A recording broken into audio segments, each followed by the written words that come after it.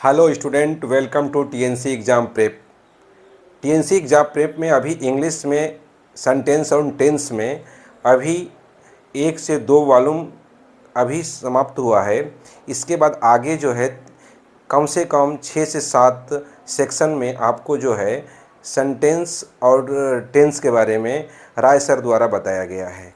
इसलिए सीयूईटी का एग्ज़ाम हो या एसएससी, एनडीए या एयरफोर्स का एग्ज़ाम हो और अदर भी कोई कंपटीशन आपको देना हो तो इजी एंड गोइंग इतने कठिन से कठिन चीज़ों को आसानी तरीके से बताया गया है।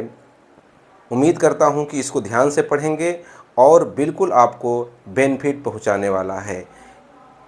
इसके बाद राय सर द्वारा अगला जो है सेक्शन को पूरी सेक्शन को ध्यान से देखें। Okay, thank you. Hello students, Tennessee exam preparation channel पर हम आपका स्वागत करते हैं। आज हम आपको बताने जा रहे हैं पास्ट परफेक्ट टेंस। जितने भी टेंसेज हैं उसमें पास्ट परफेक्ट टेंस थोड़ा सा कॉम्प्लिकेटेड है, क्योंकि इसमें 3 अलग अलग तरह के सेंटेंसेज आते हैं। पहले देख लीजिए किस तरह के आते हैं, फिर आगे हम बताते हैं। एक तो है मैं अपना काम पहले ही कर चुका था।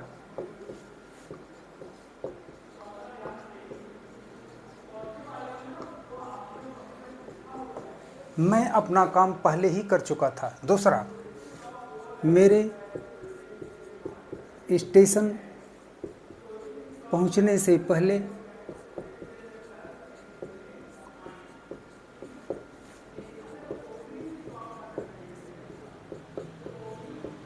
गाड़ी छूट चुकी थी।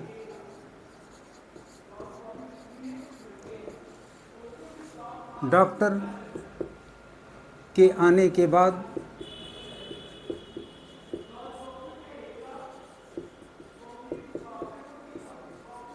मरीज मर गया। ये देखिए अलग अलग तरह के सेंटेंसेस हैं, तीनों अफर्मेटिव हैं, तो तीनों का लिखने का तरीका अलग होगा, अरेंजमेंट ऑफ वर्ड्स अलग अलग होंगे। इसलिए इसको थोड़ा ध्यान से देखिएगा और इसमें गलतियां ज़्यादा होती हैं।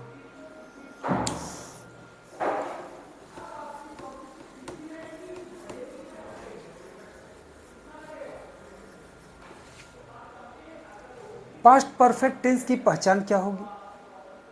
जब किसी भी वाक्य के अंत में चुका था, चुकी थी, चुके थे लगा होगा, अथवा या था, ये थी, ये थे लगा होगा, तो हम समझेंगे कि यह सेंटेंस पास्ट परफेक्ट टेंस का है। पास्ट परफेक्ट टेंस में चाहे अफर्मेटिव सेंटेंस हो, चाहे निगेटिव हो, चाहे इंट्रोगेटिव हो या फिर इंट्रोगेटिव निगेटिव हो, सब में हेल्पिंग वर्ब लगता है और इसका एक ही हेल्पिंग वर्ब होता है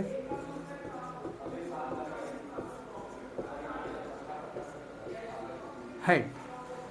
सबके साथ, सिंगुलर नंबर के साथ भी हैड, प्लूरल नंबर के साथ भी हैड, और इसके साथ वैसे ही third form of the verb आप लगाते हैं जैसे आपने प्रेजेंट परफेक्ट टेंस में लगाया था। जब सेंटेंस पास्ट परफेक्ट टेंस का है और अफर्मेटिव है,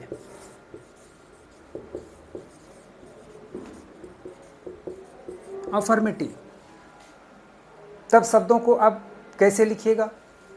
पहले टाइप का सेंटेंस, मैं यह काम पहले ही कर चुका था।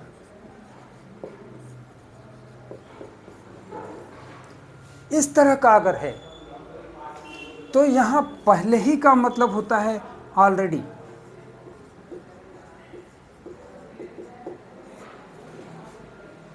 आप लिखेंगे सबसे पहले सब्जेक्ट, इसके बाद हेल्पिंग वर्ब,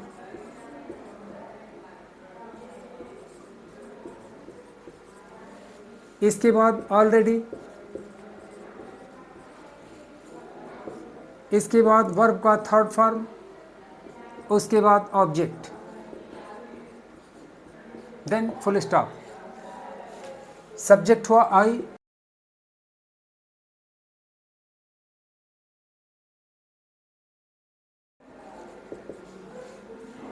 वर्ब का थर्ड फॉर्म करना, करना की इंग्लिश होती है डू, थर्ड फॉर्म हो गया डन। Object this work.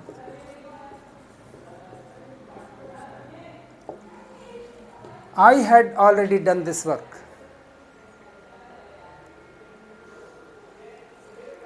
अब वो अफर्मेटिव देखिए जिसमें पहले नामक शब्द लगा हुआ है। जैसे इसमें पहले ही है, उसमें पहले होगा। पहले ही की इंग्लिश होती है ऑलरेडी, और पहले का देखिए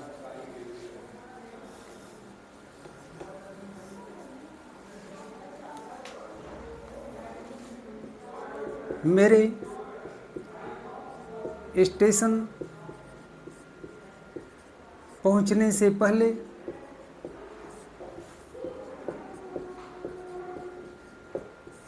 गाड़ी छूट चुकी थी।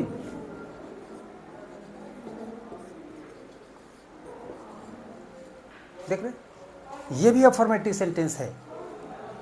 इसमें हिंदी का ये जो पहले शब्द है ये काम क्या कर रहा है? कंजंक्शन का काम कर रहा है, दो वाक्यों को जोड़ने का काम कर रहा है। एक वाक्य है गाड़ी छूट चुकी थी, और दूसरा ये मेरा स्टेशन पहुंचना। ठीक है, तो नियम ध्यान से, जब पहले नामक शब्द से दो वाक्यों को जोड़ा गया हो तो इसके बाद वाला जो ये सेंटेंस होता है जिसमें चुका था, चुकी थी, चुके थे लगा होगा, उसको आप पहले लिखेंगे और पास्ट परफेक्ट टेंस में लिखेंगे। अफर्मेटिव का फार्मूला पता है आपको? सब्जेक्ट, हेल्पिंग वर्ब, इसके बाद वर्ब का third form.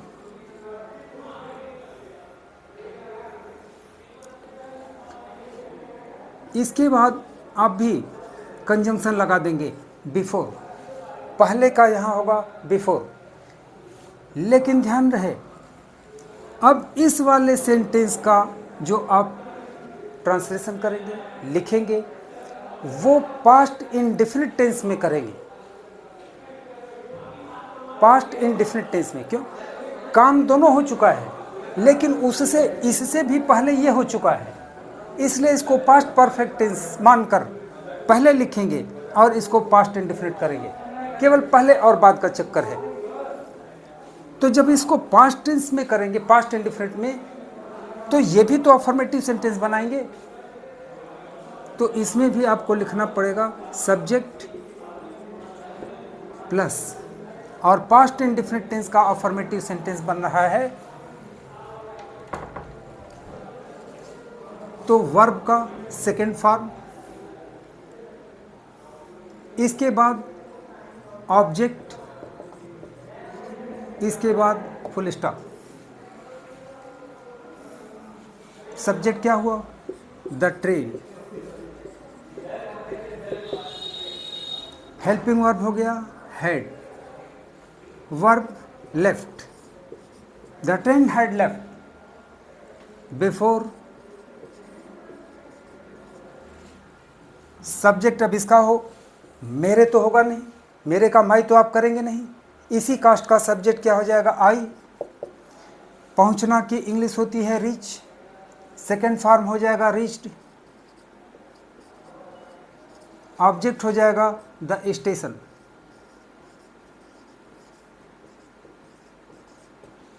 The train had left before I reached the station.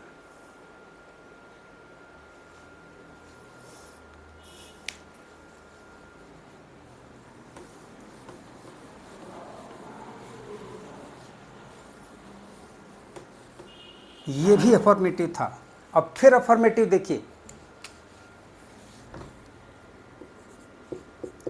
Doctor के जाने के बाद मरीज मर गया। यहाँ भी वही काम है। क्या? दो वर्ब हैं, दोनों काम हैं, दोनों हो चुके हैं, एक पहले एक बाद में। तो जब बाद नामक कंजंक्शन से दो वाक्यों को जोड़ा गया हो तब आप क्या करेंगे? इस वाले सेंटेंस का ट्रांसलेशन पास्ट इंडिफिनिट में करेंगे।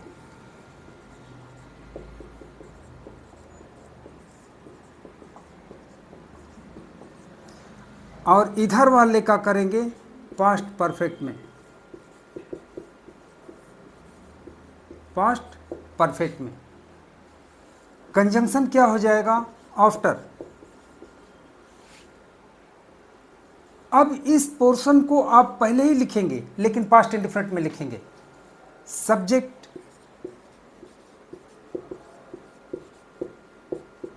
Second form of the verb, अगर होगा तो ऑब्जेक्ट, इसके बाद कंजंक्शन हो जाएगा आफ्टर, फिर अब इसका सब्जेक्ट हो जाएगा,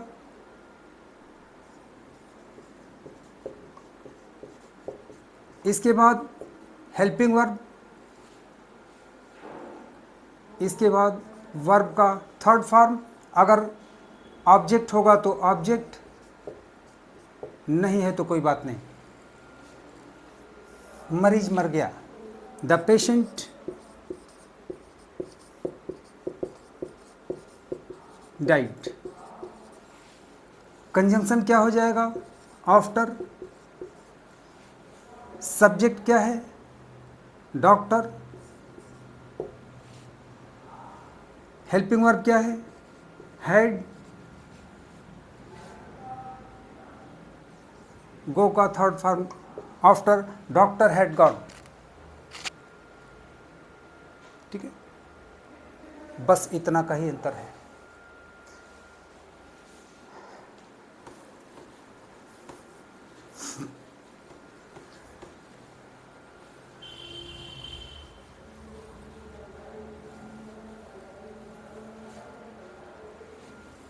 नेगेटिव में देखिए,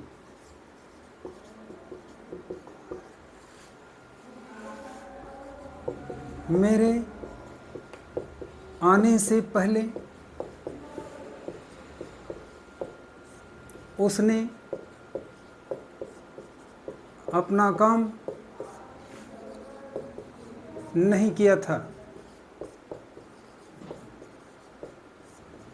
देखिए, या था, ये थी, ये थे वाला कॉन्सेप्ट यहाँ पर आया। कंजंक्शन पहले है, यानी इधर वाले का ट्रांसलेशन आप पास्ट परफेक्ट में करेंगे और सेंटेंस के पहले लिखेंगे। लेकिन ये सेंटेंस क्या बनने जा रहा है? निगेटिव। फार्मूला होगा सब्जेक्ट, हेल्पिंग वर्ब, नॉट,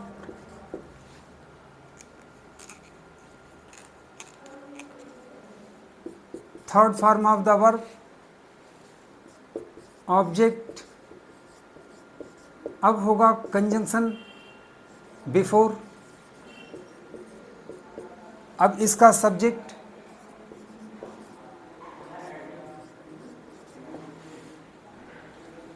इसके बाद वर्ब का सेकंड फॉर्म। क्योंकि ये निगेटिव है, ये निगेटिव नहीं है।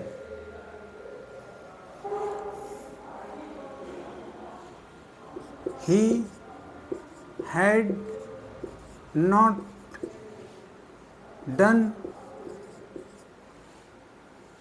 his work before I came.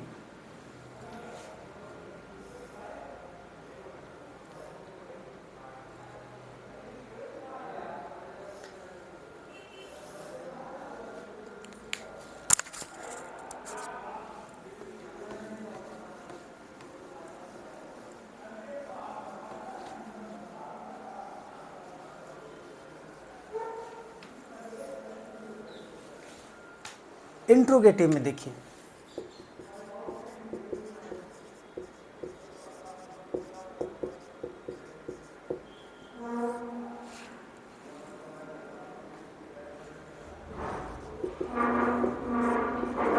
क्या उसके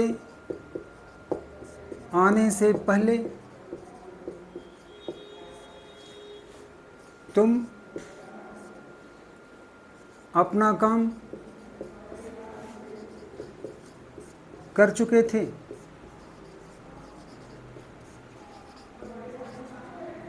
ये देखिए, अब सवाल ये उठता है कि ये जो प्रश्नवाचक शब्द है, पूछने वाला जो शब्द है, किस सेंटेंस के पहले है? क्योंकि आपको पता है कि यहाँ दो हैं, एक पास्ट इंडेफिनिट का, एक पास्ट परफेक्ट का। तो ये क्या उसी सेंटेंस के लिए आता है जो आप पहले लिखते हैं? यानी क्या तुम अपना काम कर चुके थे? ये क्या यहाँ है, यानी पहले ही है इस सेंटेंस के। तब क्या लिखेंगे? Helping verb.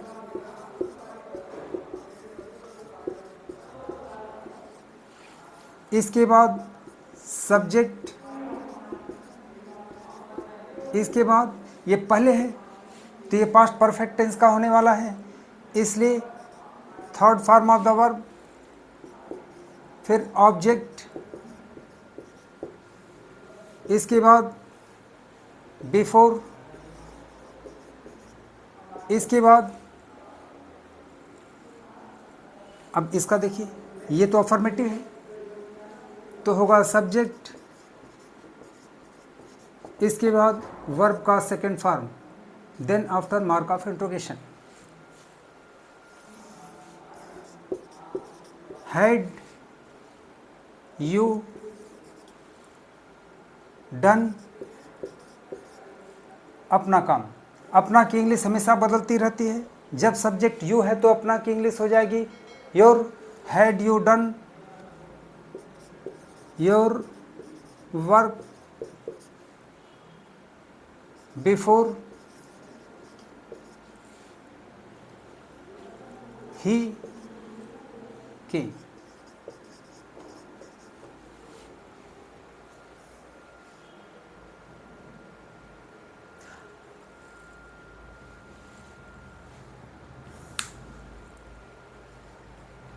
अब बाद वाले का भी देख लीजिए।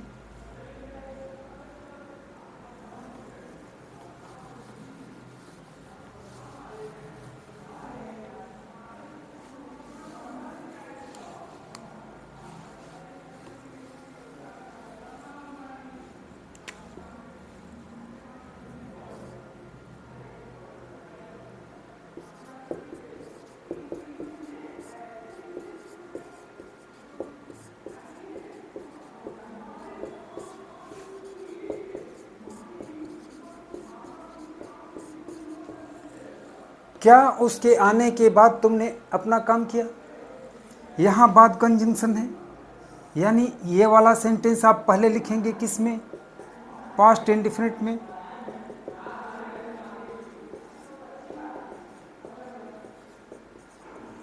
और इधर वाले का क्या करेंगे? पास्ट परफेक्ट में।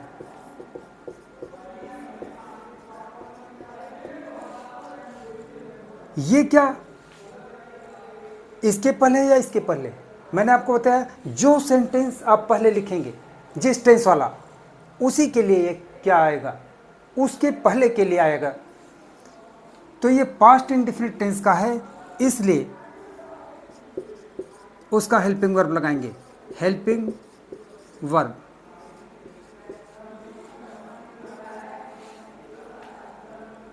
इसके बाद सब्जेक्ट। जब ये पास्ट इंडेफिनिट टेंस का है तो इसका हेल्पिंग वर्ब तो डिड होगा। जब डिड होगा तो यहाँ पर वर्ब का फर्स्ट फॉर्म होगा, अगर है तो ऑब्जेक्ट, इसके बाद कंजंक्शन यानी आफ्टर। अब ये तो अफर्मेटिव में जाएगा, यानी सब्जेक्ट,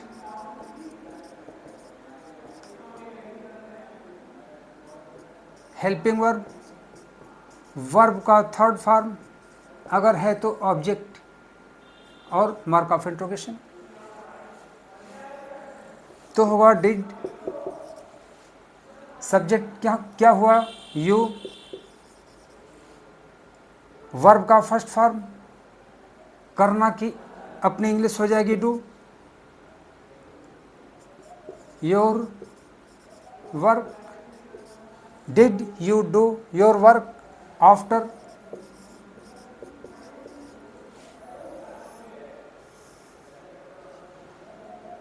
he had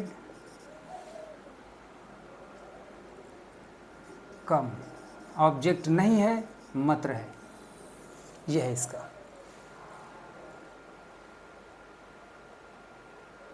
यह टेक्निक आपने समझ लिया होगा कि कोई भी प्रश्नवाचक शब्द होगा उसी सेंटेंस के लिए होगा जो पहले आप लिखेंगे।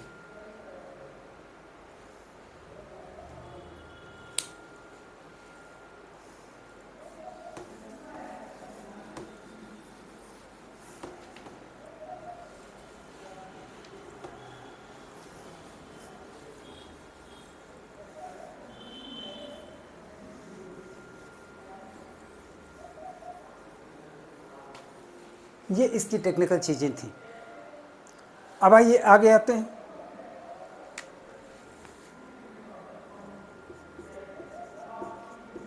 पास्ट परफेक्ट कॉन्टिन्यूअस,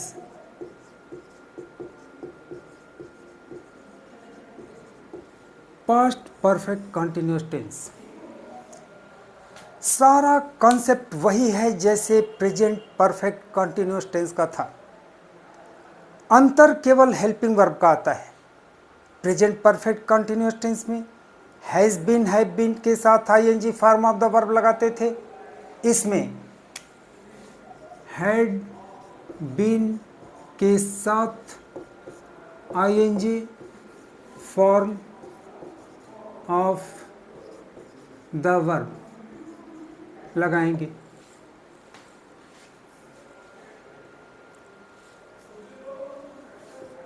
जो टाइम दिया गया था दो तरह का था, एक तो डेफिनिट और दूसरा इनडेफिनिट, निश्चित समय और अनिश्चित समय। इनडेफिनिट टाइम के लिए आप फॉर लगाते थे, डेफिनिट टाइम के लिए आप सिंस लगाते थे। सब कुछ वही आप करेंगे, कोई भी अंतर नहीं। जैसा अफर्मेटिव सेंटेंस बनाया था आपने प्रेजेंट परफेक्ट कॉन्टिन्यूअस में, वैसे ही पास्ट परफेक्ट कॉन्टिन्यूअस टेंस में हेल्पिंग वर्ब का अंतर होगा। निगेटिव में आपने क्या किया था, उसमें दो शब्दों से मिलकर के हेल्पिंग वर्ब था, नॉट बीच में लगाए थे। इसमें भी आप वही करेंगे। इंट्रोगेटिव में क्या किए थे आप, first part of the helping verb आपने पहले लगाया था, second part of the helping verb subject के बाद लगाया था। वही काम इसमें भी आप करेंगे। बहुत ज़्यादा इसमें खींचने की ज़रूरत नहीं है। एक आप करेंगे, दूसरा ऑटोमेटिक हो जाएगा, एक पर एक free.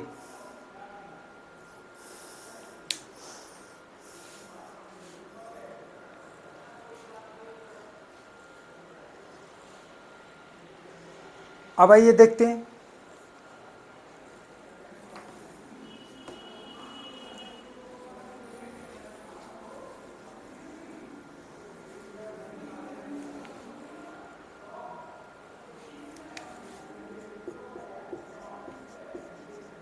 Future indefinite.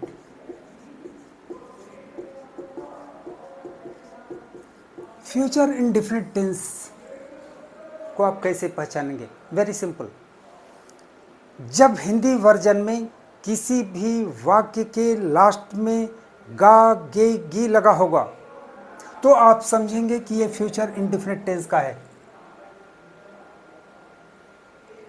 Future indefinite tense के वाक्यों का आप ट्रांसलेशन करते हैं तो उसका हेल्पिंग वर्ब होता है विल या शैल। लेकिन याद रहे, इसमें सिंगुलर प्लूरल नंबर का कोई कॉन्सेप्ट नहीं होता। आई और वी के साथ आप सेल का यूज करते हैं। आई और वी को छोड़कर जितने भी सब्जेक्ट होंगे आप कह सकते हैं अदर्स। आई और वी को छोड़ करके कुछ भी होगा उसके साथ आप विल लगाएंगे। सेल लगाएंगे तो भी वर्ब का फर्स्ट फॉर्म, विल लगाएंगे तो भी वर्ब का फर्स्ट फॉर्म।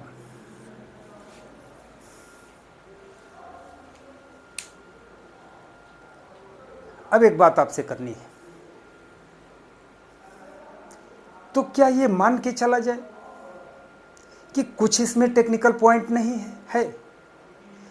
सामान्य भाषा में। और आप ये भी कह सकते हैं कि आजकल तो लोग कहते हैं I will do this work, वहाँ तो सर सेल नहीं लगा। जी हाँ, इसी पर डिस्कस करना है। सामान्य भाषा में किसी सेंटेंस को जब हम बोलते हैं जनरली, मैं यह काम करूँगा, मैं ये काम करूँगा, ये जनरल सा है, हो भी सकता है नहीं भी हो सकता है। तो इस तरह का अगर है तो यही होगा, मैं ये काम जरूर करूँगा, मैं ये काम निश्चित करूँगा, मैं ये काम अवश्य करूँगा। तो आप श्योर, सर्टेन या सर्टेनली का यूज नहीं करते हैं, इसके साथ जो लगता है उसका ठीक अपोजिट कर देते हैं। I will do this work, अब फिर आप श्योर, सर्टेन या सर्टेनली का यूज नहीं करते हैं, ये लॉजिक है। आइए अब सेंटेंस की बात करते हैं। अफर्मेटिव सेंटेंस अगर है तो भी, निगेटिव है तो भी, इंट्रोगेटिव है तो भी, इंट्रोगेटिव निगेटिव है तो भी, सब में हेल्पिंग वर्ब लगेगा, या तो सेल के रूप में या तो विल के रूप में, वर्ब का फर्स्ट फॉर्म। अफर्मेटिव का फार्मूला वही पहले की तरह से, सब्जेक्ट हेल्पिंग वर्ब। क्या होगा इन दोनों में से, ये डिपेंड करता है नेचर ऑफ सब्जेक्ट पर। इसके बाद वर्ब का फर्स्ट फॉर्म, इसके बाद ऑब्जेक्ट अगर है तो लिखेंगे, देन फुल स्टॉप। मैं आज स्कूल जाऊंगा, और अदर्स है तो अदर्स लास्ट में, वो कल ही हमने बता दिया था, अदर्स का स्थान ही है last. I shall go to school today. ठीक है।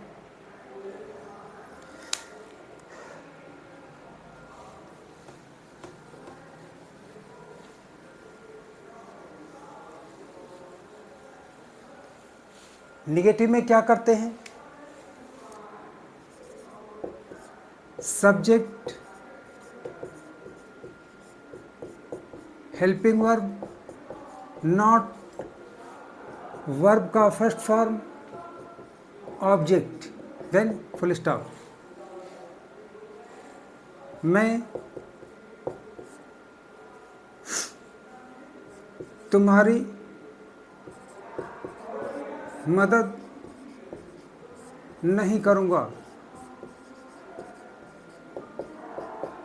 मैं तुम्हारी मदद नहीं करूँगा, तो सब्जेक्ट आई, हेल्पिंग वर्ब क्या हो जाएगा, शैल, इसके बाद नॉट मदद करना का हेल्प, ऑब्जेक्ट हो गया यू।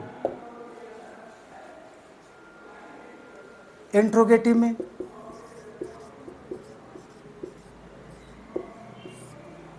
क्या होता है, इंट्रोगेटिव निगेटिव में कैसे होता है, ये आपको अगले वीडियो में बताएंगे। तब तक के लिए एक ब्रेक लेते हैं।